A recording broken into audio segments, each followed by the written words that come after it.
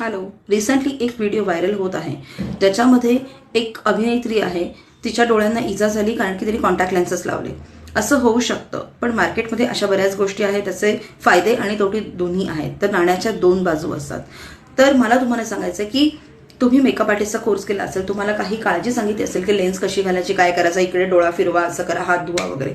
पण आज अजून एक मी महत्त्वाची गोष्ट सांगणार आहे जी कदाचित तुम्हाला माहिती नसेल किंवा तुम्हाला सांगितली गेली नसेल. तर ती कुठली आहे त्याच्यासाठी तुम्ही शेवटपर्यंत व्हिडिओ नक्की पहा.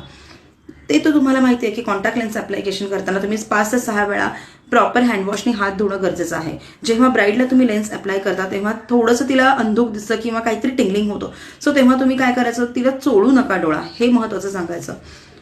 कॉन्टॅक्ट लेन्स घालून झोपायचं नाही. कॉन्टॅक्ट लेन्स किती वेळ असणं गरजेचं आहे. भले ती वन टाइम डिस्पोजेबल असेल, 3 महिने असेल, वर्षभर डिस्पोजेबल असेल, याचा अर्थ असा नाही आहे की तुम्ही दिवसभर ती लेन्स कॅरी करू शकतात. नाही, एक 7 ते 8 तासानंतर तुम्हाला लेन्स काढायची असते, रेस्ट घ्यायची आणि मग नंतर पुन्हा तुम्ही अप्लाय करू शकतात.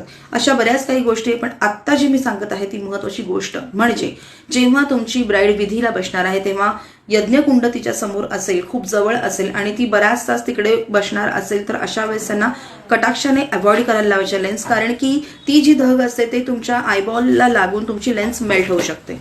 समजलं? ही गोष्ट खूप महत्त्वाची आहे. Be safe.